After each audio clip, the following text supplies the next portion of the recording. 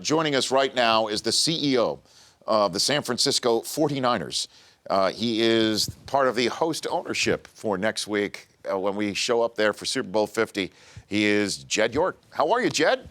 I'm great, Rich. How are you? We haven't spoken since the first episode of this show. You were on our first inaugural episode, so you're on the first and then the latest. So thanks for I'm excited, man. I'm excited. I can't wait to see you guys next week. Yeah, you know, we're in the Presidio. We're setting up shop in the Presidio. Nice. Yeah. That's a good spot. I mean, you've been planning for this for so many years. Tell everyone who's listening about what you hope for next week to go down like, Jed. Well, I mean, I think, hats off to all the municipalities that have been working together. Mayor Lee in San Francisco, Mayor Matthews in Santa Clara.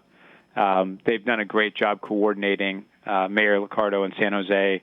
I think you're going to see a lot of great events in the city of San Francisco next week. Hopefully El Nino doesn't come get us next week, but you never quite know in Northern California when there's a weather pattern out there. But I'm hoping that it's a dry week, and you're going to see the best of Northern California. Jed York joining me here on the Rich Eisen Show. And then personally for you and the family, Saturday is almost as big a day as Super Bowl Sunday because Eddie DeBartolo Jr. can get the call from the hall. What are you expecting that day to be like, Jed? It's intense. Obviously, my uncle has been close in years past, and we're all, I think almost everybody in our family is going to be out here for it, and we are all praying and crossing fingers and hoping people truly understand how great he was as an owner, and in my opinion, the best of all time. I hope he gets his nod. It would certainly be, great for him to get the nod in San Francisco in front of all the great 49er fans and really be able to honor him in a way that I think would be very, very special to him. What's your first football memory being around the team, Jed? What's your first one?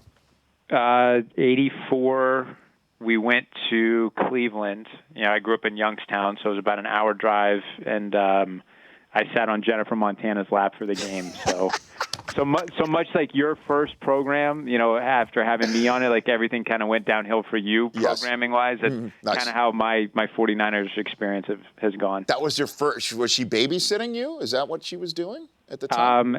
She was there. Obviously Joe and Eddie were super close. And I believe she was pregnant with one of her daughters, and my mom was pregnant with my little sisters at the time. So like they were kind of up together in the box, sharing pregnancy stories. I believe that they were both pregnant. Yes, very good. And so now that you're in charge of getting your franchise back to those halcyon days, to say the least, where do you consider the franchise right now, the state of the 49ers, Jed? Give me the overview before we start drilling down a little bit here. Yeah, I couldn't be happier than have Chip on board. I've been a huge Chip fan and admirer for a long time, and being able to spend some time with him during our coaching search, it was very clear that his vision and his thoughts for the 49ers matched closest to what Trent and I were really looking for in this process. I think he's put together a heck of a staff. They're already hard at work trying to figure out where we need to add pieces in the offseason. Obviously, we've got the ability to do some things in free agency. Most draft picking, I think we're 7th overall. I think that's right. Mm-hmm. Lot of ways to improve this team this offseason. Jed York, 49ers CEO, joining me here. And the general sense of just putting two and two together about how Chip Kelly would fit into the 49ers is that Colin Kaepernick appears to be the type of quarterback that could run his offense in a manner that he hasn't had a quarterback to run it, because he can actually take off with the football when you're at that mesh point trying to confuse the defense. Does Chip Kelly's hiring mean that Colin Kaepernick is going to be the starting quarterback of this team again? I'm not going to decide who the starting quarterback is. That's our coach and the staff. But I think the nice thing is, we've got the third most salary cap room in the league, and everybody wants to make a big issue of, well, you need to make a decision on Colin, et cetera, et cetera. We want Colin to get back healthy as soon as possible. We want to make sure that he's able to take the field whenever he's available. And we've all seen what Colin can do. taking us to a Super Bowl and NFC Championship game the year after. He's had a great career here. Obviously, last year wasn't a great year for any of us in red and gold, and I think Chip is going to be a great addition, not just for Cap, but for the rest of the team. And I'm excited to see where it goes. But the benching last year, as far as you're concerned, that is a Humpty Dumpty that could be put back together again for him to start for this team. There's no question in my mind. I mean, I've always had a very, very high opinion of Cap. I think Cap's a great kid. He's done a lot of great things for us. And again, this is a fresh start for everybody.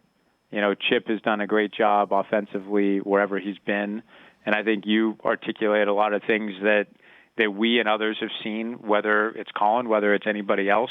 Chip's going to know what to do with a quarterback, and again, Colin needs to get back healthy and come in and be ready to compete, and we'll see where we go.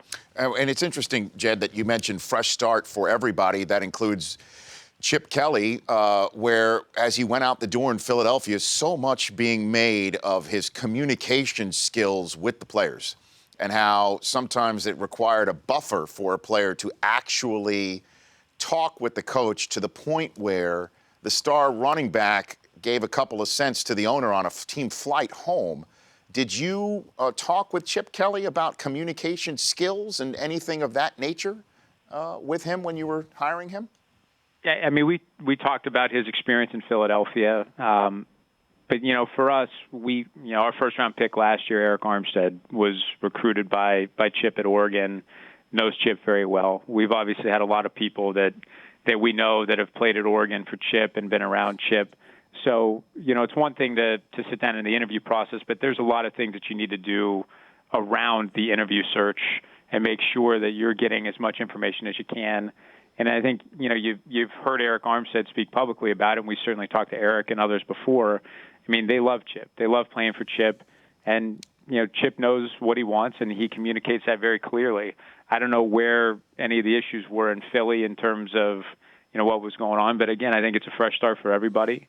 And I think Chip's going to do a fantastic job here. And in terms of, the hiring itself, there are some observers point out that Chip, obviously in Philadelphia, wanted to shop for some groceries, got to shop for all of them. He's a very strong-minded head coach from the Pac-12 area. And you already went down that road. Make a comparison to somebody? Well, I'm just saying you've already gone down that road before, and how you've now gone back there as well. People strike that as interesting that you would take that risk, might be the word for it. How would you term it, Jed? Yeah, I don't think it's a risk. We've gotten to know Chip very well. I don't know if you know Tom Gamble, who's worked with us a lot in the past, worked with Chip. It's easy to read rumor and conjecture that's out there in the media and things like that. Tom worked for Chip for 2 years in Philly, and they work closely together. That's as good of insight as you can have on somebody. Tom is now back with us at the Niners, and I think we have a very good feeling for who Chip is, what Chip is all about, and Chip's all about football.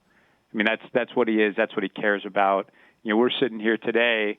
Obviously our facility is right next to Levi Stadium, so trying to get into the facility, now leading up into the Super Bowl, we're trying to figure out how we can sneak Chip into the office on Super Bowl Sunday, because he's not going to the game and he wants to get in to get to work.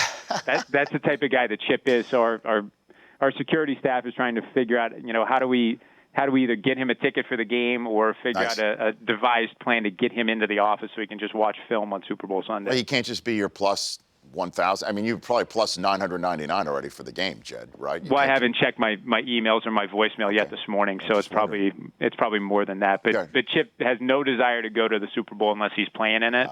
But and that's the type of guy that he is. Like he wants to be at the office. He wants to get ready for free agency and the draft.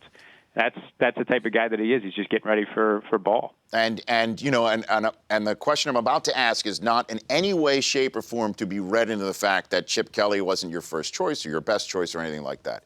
But I know you're a Notre Dame guy, and I know Brian Kelly has had some interest in going to the NFL. Did you kick the tires on your college coach to see if any level of interest? So this is in no way disrespectful to Brian Kelly. I would never hire the coach from Notre Dame ever. Never. I mean, That's my opinion, that I would never do that to my alma mater. That would never happen. I think a lot of Brian Kelly. I think he's a hell of a coach, but I would never take a coach from my alma mater. Even if I asked you nicely to do it, Jed? Well, I mean, Michigan won't play Notre Dame right now. Oh, so yeah, there's because no reason that's for you to true. That's right. ask that, right? Because as well as Brady Hoke said, the chickens ran. The chickens ran a long time ago, as Brady Hoke once said. Well, at least we can agree that neither one of us likes Ohio State. That's can true. Agree that. We can definitely. Right? We can agree with that. We can settle to on that. That is true. Maybe we can combine and we can beat Ohio State together. Look, I'm excited. Look, I'm excited. You're excited. College football is at a whole new level.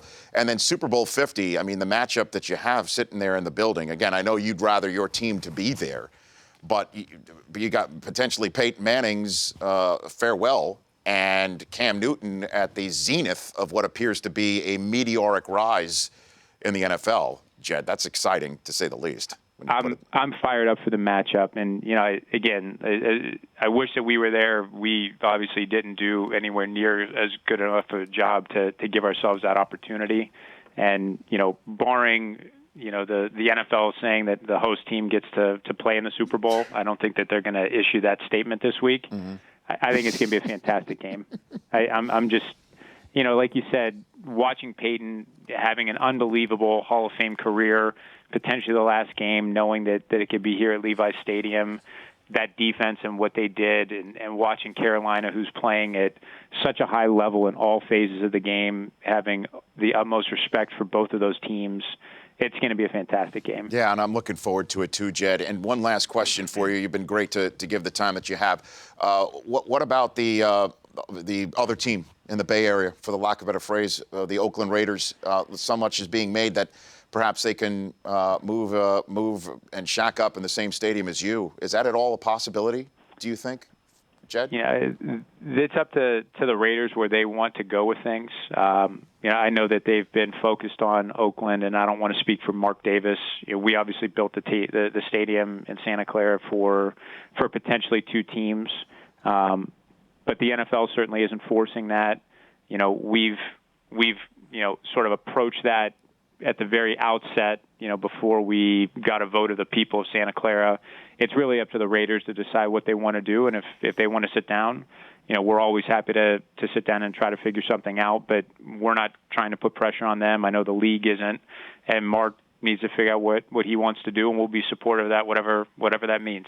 Jed, thanks for taking the time. You were on the first show. You're now on the latest. And, I might be able to scrounge around for a ticket for Chip Kelly if you need. I don't know if I've got the contacts that you have. The problem is I don't think you'd actually accept the ticket.